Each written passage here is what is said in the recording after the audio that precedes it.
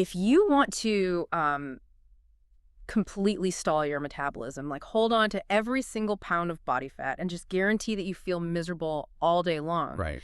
the absolute most effective thing you can do is aggressively count every single calorie you eat and, force your body into a state of constant deprivation. Yeah, I mean, it sounds entirely counterintuitive, right? Yeah. Based on everything diet culture has preached for the last, what, 50 years, Oh, easily. we've been completely conditioned to treat the human body like a simple calculator. Yeah, just basic math. Exactly, a basic math equation where calories in minus calories out equals your weight. But, when you apply a crude calculator mindset to a highly complex biological ecosystem, It doesn't work. no, the ecosystem defends itself. It rebels. Which is exactly why so many people find themselves staring at a spreadsheet that says they should be losing weight, yet the scale just refuses to It's move. incredibly frustrating. It really is. Okay, let's unpack this. How do we actually lose weight without feeling miserable, deprived, or constantly counting calories?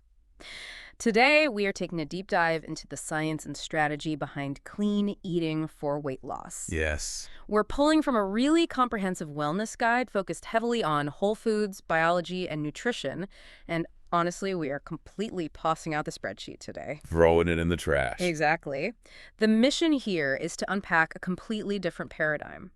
One that abandons the misery of traditional dieting and focuses instead on fueling your body to reach its most, vibrant, energetic state. And if we connect this to the bigger picture, the foundational thesis of this source material, it really requires us to change our baseline assumption about what weight loss actually is. Right. Because when you focus on clean, whole foods, weight loss just ceases to be a battle of willpower against your own biology. So not a fight anymore. Exactly. Instead, it becomes a natural side effect of improved nutrition.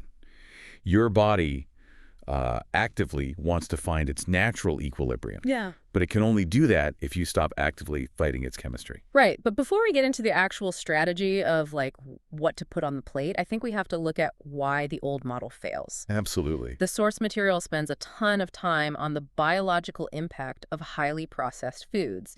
It really establishes them as the villain of this story. But, we hear the term processed foods so often that it's almost lost its meaning, Yeah. It becomes just a buzzword. Yeah. Let's define the mechanism here, because all calories are simply not processed the same way by the human body. Right. Highly processed foods. So products loaded with refined sugars, artificial additives, chemically modified fats, they do something much more insidious than just adding extra energy to your daily total. They're doing active damage. Yes, they are active biological disruptors. Mhm. When you consume these engineered products, your body doesn't necessarily recognize them as natural fuel. It often recognizes them as foreign stress agents. And that triggers chronic cellular inflammation. Okay, stop right there. Because we hear the word inflammation thrown around constantly in wellness circles. It's usually just a vague buzzword. It really is. What does systemic inflammation actually mean for someone whose primary goal is just to, I don't know, lose a few pounds? It's a great question. So think of your cells as having tiny locks on the outside, and a hormone called insulin acts as the key. Okay, locks and a key. Right. When you eat, your blood sugar rises, and your pancreas releases insulin to unlock your cells so they can absorb that sugar for energy. Makes sense. But when your body is in a state of chronic inflammation from processing all those artificial ingredients, those cellular locks get jammed. Oh, wow. Yeah. The insulin key literally no longer fits. This is what we call insulin resistance. Because the cells can't get the energy, your blood sugar stays high. So your body just keeps pumping out more keys. Exactly. Prompting your pancreas to pump out even more insulin in a desperate attempt to just force the sugar into the cells. And if I remember the biology correctly, insulin isn't just a key for blood sugar. Doesn't it have a secondary role? Like it's a fat storage hormone. That is the critical factor. Whenever insulin levels are highly elevated in your bloodstream, your body is biologically locked in a fat storing mode. Wait, really? Locked? Locked. It cannot simultaneously burn fat while insulin is high. That is wild. So you could be like starving yourself on 1,200 calories a day, running on a treadmill until you are totally exhausted, Done everything right. doing everything diet culture told you to do. Mm-hmm. But if those calories are coming from highly processed foods that keep your body inflamed and your insulin spiked, your biochemistry is actively hoarding fat to protect itself. Here's where it gets really interesting, because it's almost like you're trying to drive a car with the parking brake securely pulled up. That's a perfect analogy. Right. You can press the gas pedal all you want with intense workouts, but if that biochemical brake is engaged, you aren't going anywhere. You're just burning out the engine. Just doing damage, yeah. So the promise of clean eating is that by switching to whole, real foods, the inflammation subsides, the cellular locks clear out, and the metabolism can actually do the job it was designed for. It completely flips the narrative from working against your physiology to working with it. Okay, but this brings up a massive practical hurdle for anyone, including me, who has ever suffered through a traditional diet.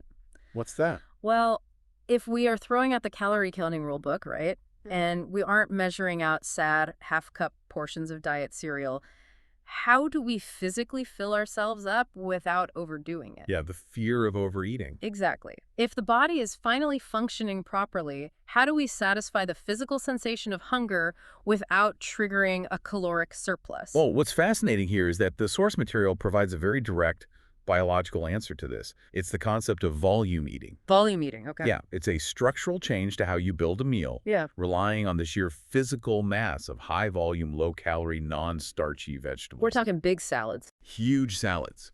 The guidelines specifically point to leafy greens, broccoli, cauliflower, zucchini, cucumbers, and peppers.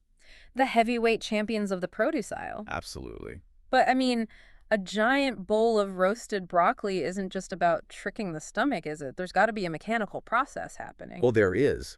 It relies on your gastrointestinal anatomy.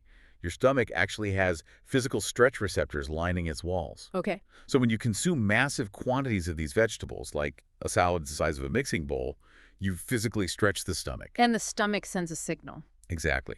Those receptors send immediate signals to your brain that you are consuming a substantial amount of food, which begins to downregulate your hunger hormones. Wow. But the reason you can eat such a massive volume for very few calories is that these specific vegetables are composed almost entirely of water and dietary fiber. Which brings us to fiber. The text really singles out fiber as the unsung hero of this entire weight loss paradigm. Oh, without a doubt. And it's because of the profound effect fiber has on the speed of your digestion. How so? First, high-fiber foods require significantly more physical chewing, right? Which initiates the satiety signaling in the brain before the food even reaches your stomach. Oh, just the act of chewing does that. Yes. And then, once it does reach the gastrointestinal tract, fiber dramatically slows down what we call gastric emptying. Gastric emptying. Yeah, that's just the rate at which food leaves the stomach and enters the small intestine. Okay, I see.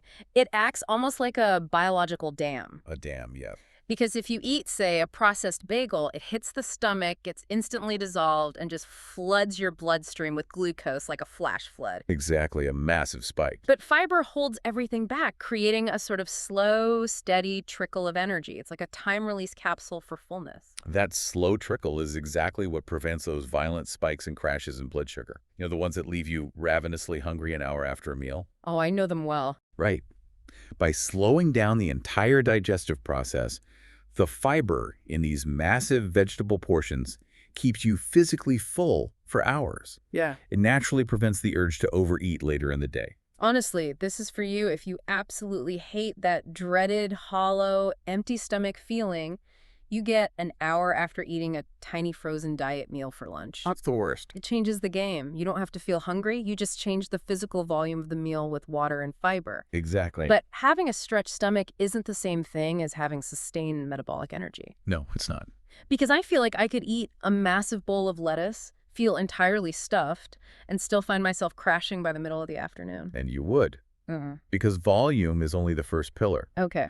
To keep the metabolic fire engaged and to build a truly stable internal environment, the body requires a powerful structural component.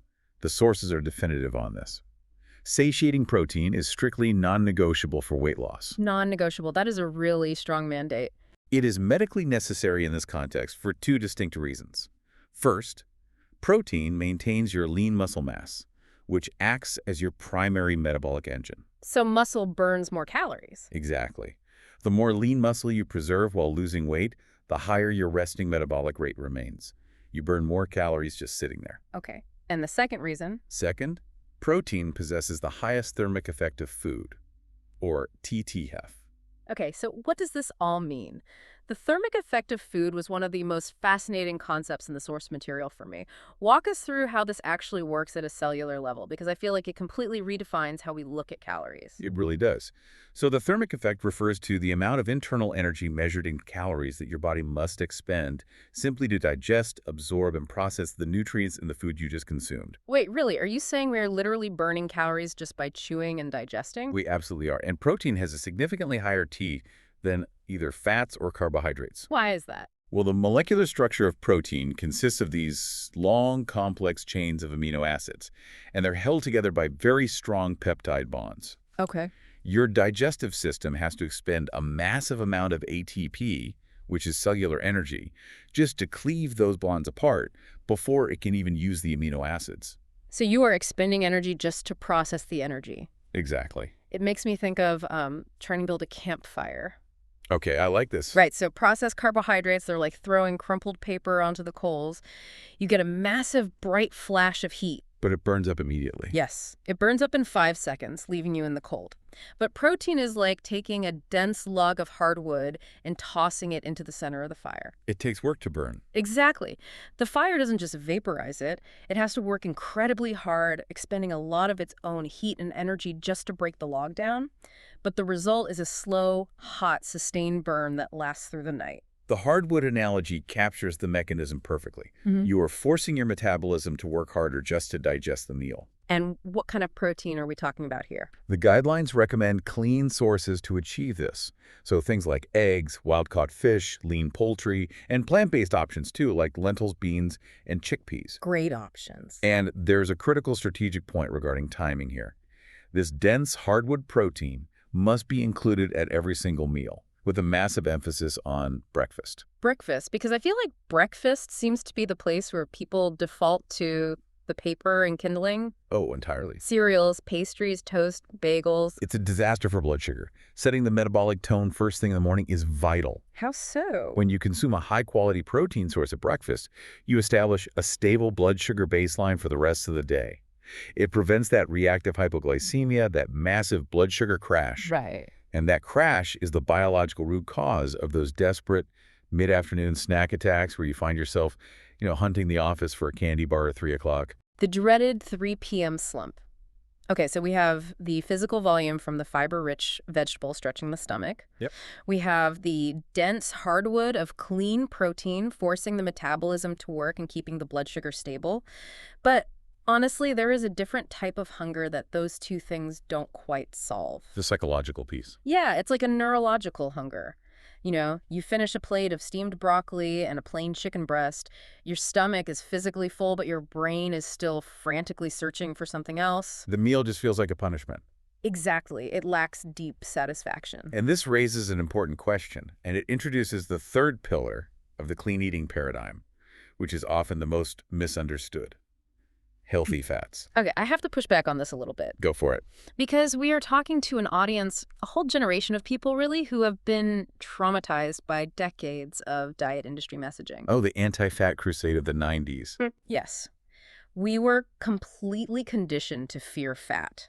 We bought fat-free dressings, fat-free dairy, fat-free everything. Yeah. And mathematically, the fear makes a twisted kind of sense. Sure, on paper. Right, because protein and carbohydrates have about 4 calories per gram. Fat has 9 calories per gram. It's dense. It is the most calorically dense thing you can consume. So how can we possibly justify adding that to a weight loss plan without instantly creating a caloric surplus? The math is correct, but the biological application of that math by the diet industry was deeply, deeply flawed. How so? When food companies removed the fat, they replaced it with refined sugars and artificial thickeners to make it palatable. Oh, right. Which immediately triggered the insulin resistance and inflammation we discussed earlier. Clean fats are biologically essential, not just for flavor, but for function. Function. Give me an example. Okay, let's look back at that massive bowl of vegetables you just ate. Those greens are packed with vitamins A, D, E, and K. The fat-soluble vitamins. Exactly. If you consume a massive bowl of raw spinach with 0 fat, your body physically cannot transport those specific vitamins across the intestinal wall. Wait, really? They pass right through you. Wow. You literally need dietary fat to absorb the micronutrients. And beyond vitamin transport, healthy fats are crucial for the structural integrity of your brain and central nervous system. Which brings us back to that feeling of neurological hunger after a meal. Precisely.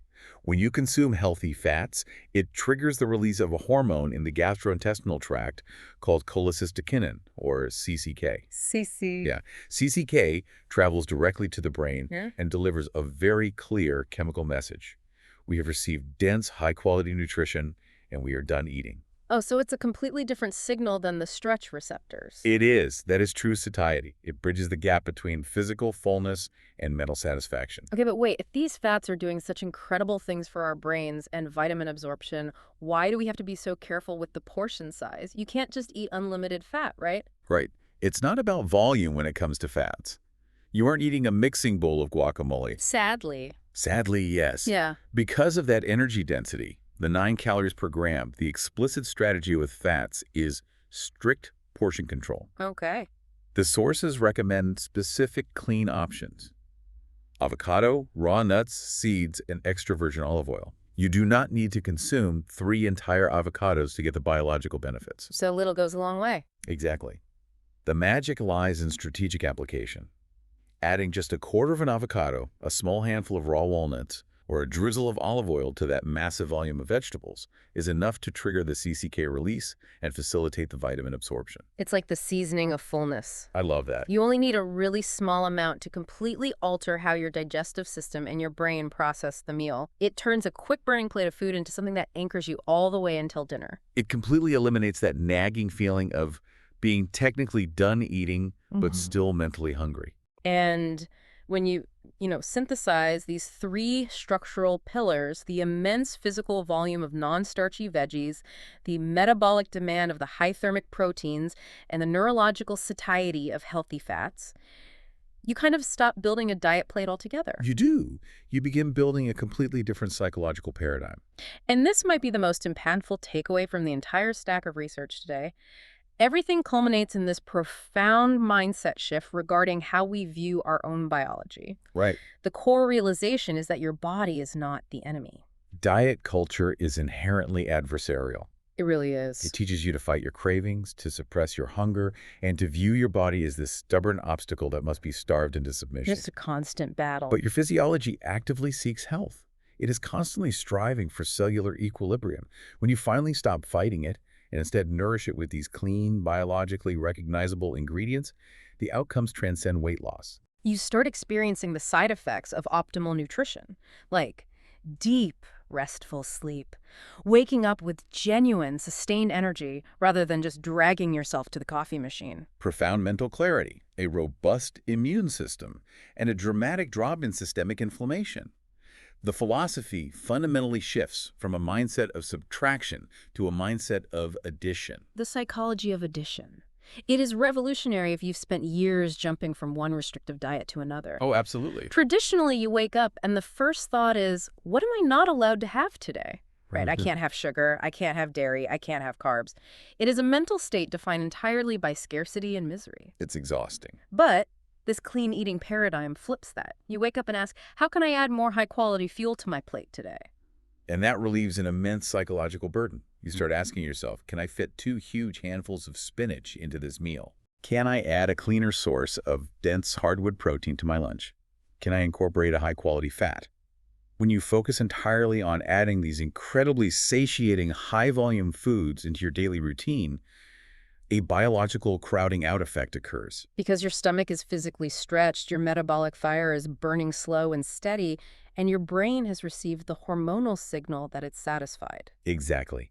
You simply do not have the physical stomach capacity nor the biochemical cravings for the highly processed inflammatory foods anymore. The desire just vanishes. It naturally falls away because your body is no longer trapped in that vicious cycle of insulin spikes and crashes. You take the parking brake off the metabolism, step into the driver's seat, and actually fuel the machine. It is a profoundly empowering way to look at the food on your plate. It really is. So let's take a quick look back at the mechanics of what we've unpacked today. We started by identifying the true biological cost of processed foods, that cellular inflammation and insulin resistance that biochemically lock the body into storing fat, regardless of how much you restrict calories. Right. And we countered that by utilizing the physical volume of fiber-rich vegetables to stretch the stomach and slow gastric emptying, which prevents those blood sugar spikes. We brought in the dense hardwood of clean protein, leveraging the massive energy required to break down peptide bonds to keep the metabolic fire burning hot and steady. Yep.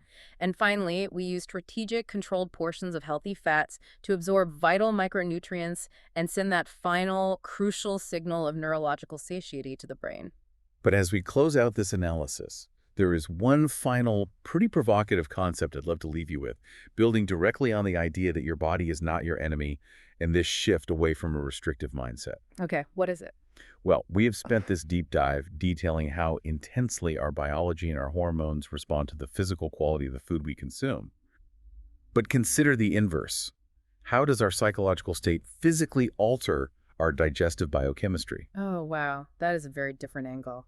Think about the immense psychological stress, the anxiety, and the heavy burden of guilt that usually accompanies eating bad foods while you're trapped in a restrictive diet cycle. It's a lot of pressure. It is. Yeah. And we know definitively that psychological stress spikes cortisol, which is our primary stress hormone.